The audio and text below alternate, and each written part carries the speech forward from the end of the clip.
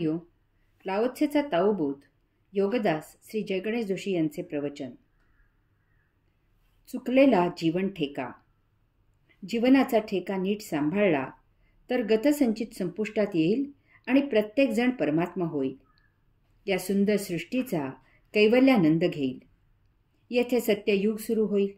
साधू संतांचा हाच प्रयास असतो. ते स्वतःच्या योगिक आचरणामधून जगताला सत्ययुगाचा आदर्श ठेवत असतात. परंतु हे ऐकतो कोण? जो तो भौतिक वस्तू जगताचा कमीत कमी वेळेत जास्तीत जास्त उपभोग घेण्यात गर्क आहे. अशी त्याला जगातील प्रत्येक वस्तू उपभोगासाठी हवी आहे. अंतःकरणातील त्या परमात्म्याच्या अंशात्म्याने गतसंचित संपवण्यासाठी एक विशिष्ट ठेका ताल पकडलेला असतो. एक विशिष्ट सूर स्वर पकडलेला असतो. हा ठेका हा स्वर असतो साक्षी भावाचा, केवळ विश्वलीला अनुभवण्याचा. परंतु मानवी देह साक्षीभाव न ठेवता त्या भौतिकाशी ठेका धरतो, त्या वस्तू जगताशी स्वर मिळवतो आणि जीवनाचा ठेका चुकवतो. मानव कुटुंबात राहतो.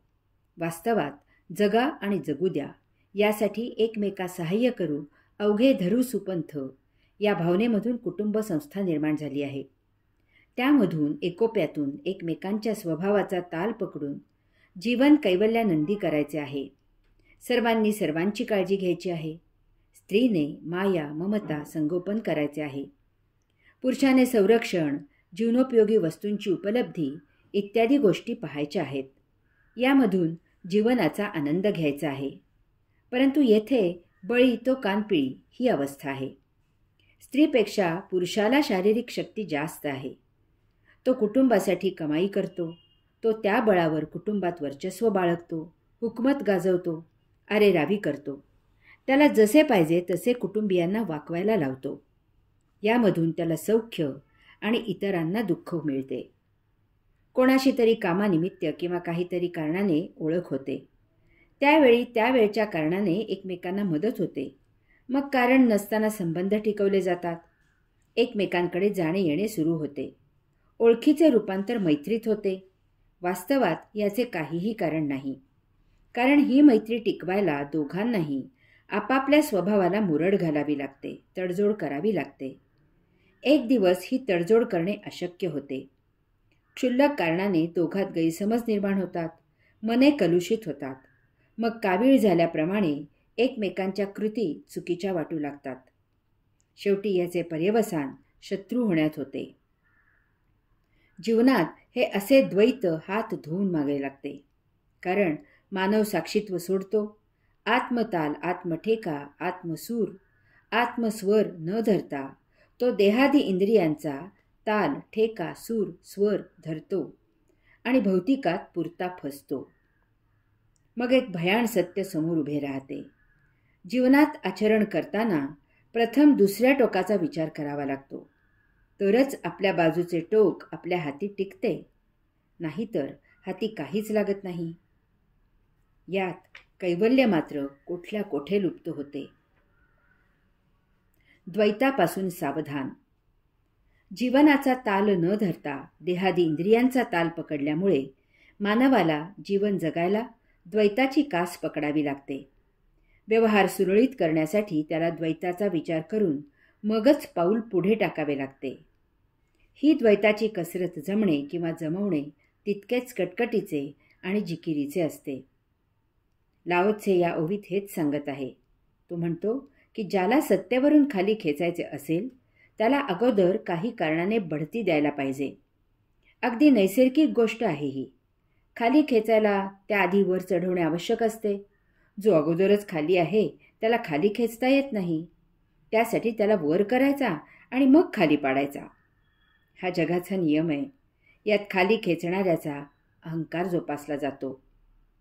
यामुळे कोणाला बढती मिळाली की ती का मिळाली याची खात्री करावी लागते. हा प्रयोग राजकारणात आणि कचेरीत चांगला रंगतो. अशा प्रकारे वर करून खाली आपटले की त्या खाली पाडलेल्याची उत्तम प्रकारे नाचक्की होते. असा पुन्हा तोंड वर करायला धजत नाही. असा जीवनातून उठतो. अर्थातच याला अपवाद हा असायचाच. कारण ही काही धुरंदर पडलो तरी नाक वर असे म्हणणारे भेटतात आणि वर यायला पुन्हा कामाला लागतात. लाओत्से पुढे सांगतो की ज्याला कमकुवत करायचे असेल त्याला आधी सशक्त करायला हवे. अगदी स्वाभाविक गोष्ट आहे ही. जो सशक्त आहे त्यालाच कमकुवत करता येते. अशक्ताला नामोहरम करण्यात काहीच पुरुषार्थ नाही. लोकही अशाला फारशी किंमत देत नाहीत.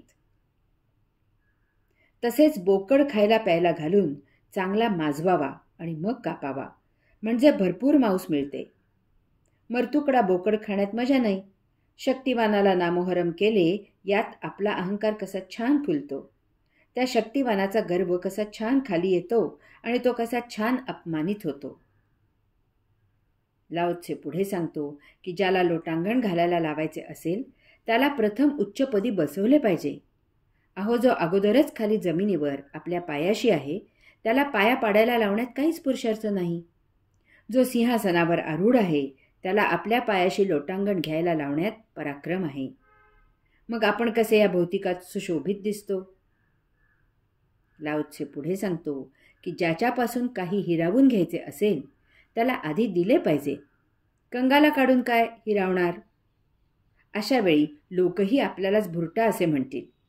यासाठी अगोदर मानसन्मान करा, मग एक दिवस त्याला तुच्छ वागणूक द्या, त्याला अपमानित करा. शेवटी लाओत्से सांगतो की ह्याला मार्मिक दृष्टी असे म्हणतात. लाओत्से या भौतिक जगाचा भौतिक नियम सांगत आहे. आपल्याला तो योग्य धडा देऊन सावध करत आहे. हरि ओम.